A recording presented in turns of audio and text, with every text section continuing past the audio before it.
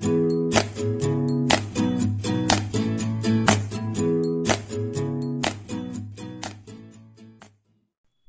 అండి, ఆహా all time రిసెప్ట్స్కి స్వాగతం. ఈరోజు వీడియోలో ఎండు మాగాయ పచ్చడి ఎలా తయారు చేసుకోవాలో చూద్దాం. ఈ పచ్చడి కోసం మామిడికాయలు పచ్చిగా పుల్లగా ఉన్నవి ఏవైనా తీసుకోవచ్చు. మామిడికాయలను శుభ్రంగా కడిగి తడి లేకుండా ఒక పొడి క్లాత్తో తుడిచి ఒక అరగంట సేపు తడి పూర్తిగా ఆరిన తర్వాత దానిపైనున్న తొక్కను పీల్ చేయాలి.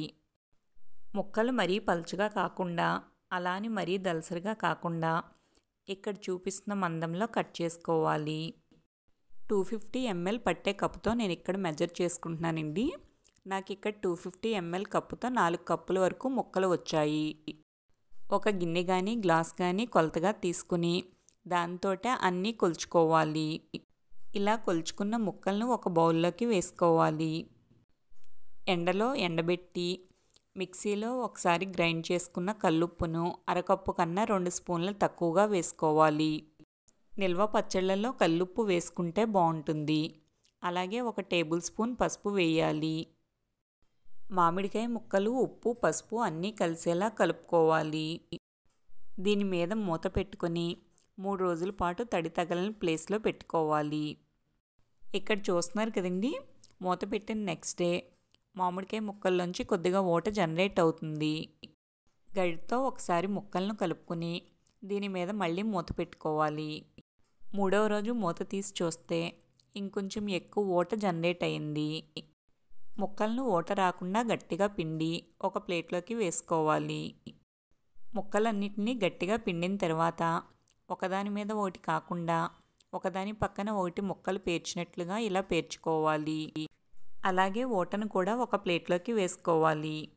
ఈ ఊటను 1 గంట నుంచి 2 గంటల పాటు మరీ గట్టిగా అయిపోకుండా అలాని మరీ పలుచగా కాకుండా ఎండబెట్టుకోవాలి. ఇలా ఎండబెట్టుకున్న ఊట మరీ దగ్గరగా ఎండిపోయినట్లయితే కనుక పచ్చడిలో ఊట సరిగ్గా ఉండదు. అందుకే ఊటను ఒక 2 గంటల సేపు ఎండలో పెట్టుకుంటే సరిపోతుంది. ముక్కలను ఒకరోజు ఎండలో పెట్టుకోవాలి. స్టవ్ ఆన్ చేసుకుని ఒక బౌల్ పెట్టుకొని 1 కప్పు నువ్వుల నూనె కానీ పల్లీల నూనె కానీ వేసుకోవాలి. నూనె వేడైన తర్వాత 1/2 టేబుల్ స్పూన్ మెంతులు 2 టేబుల్ స్పూన్ల ఆవాలు వేసి స్టవ్ ఆఫ్ చేసుకోవాలి. నూనె ఆల్రెడీ కాగి ఉంది కాబట్టి ఆ వేడికే ఆవాలు మెంతులు వేగిపోతాయి. వీటిని గరిటతో ఒకసారి కలిపి 5 ఎండుమిర్చి 2 రెమ్మల కరివేపాకు వేసుకోవాలి. ఇవన్నీ వేగిన తర్వాత నూనె పూర్తిగా చల్లారే వరకు పక్కన పెట్టుకోవాలి. మామిడికాయ ముక్కలు చేతికి అంటుకోకుండా డ్రై అయితే సరిపోతుంది. అలాగే ముక్క సాఫ్ట్గా ఉండాలి. దీనిలో 1 గంట సేపు ఎండలో పెట్టుకున్న ఊటను కూడా వేసుకోవాలి. దీనిలో అరకప్పు కారం అలాగే 2 టేబుల్ స్పూన్ల వేయించిన మెంతుల పొడి వేసుకోవాలి. పూర్తిగా చల్లారిపోయిన పోపును నూనెతో సహా దీనిలో వేసుకోవాలి. అన్నీ బాగా కలిసేలా కలుపుకోవాలి. దీనిలో ఒలిచి ఉంచుకున్న వెల్లుల్లి రెబ్బల్ని 1/2 కప్పు వరకు వేసుకుంటున్నానండి. వెల్లుల్లి వేసుకోవడం అనేది ఆప్షన్, మీకు ఇష్టం లేకపోతే స్కిప్ చేయొచ్చు. దీనిలో కొంతమంది ఇంగువ కూడా వేసుకుంటుంటారు.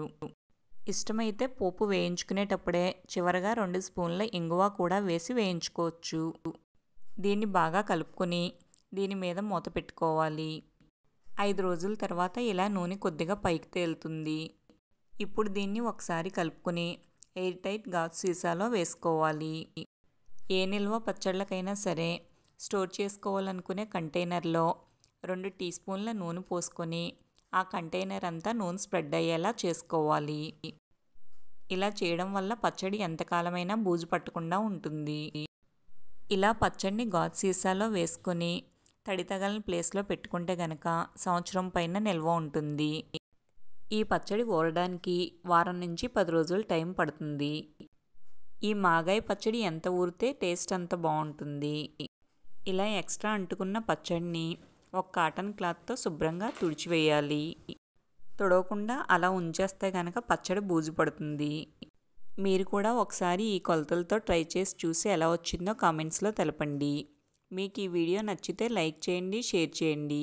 మా ఛానల్ని ఫస్ట్ టైం చూస్తుంటే సబ్స్క్రైబ్ చేసుకోవడం మర్చిపోకండి.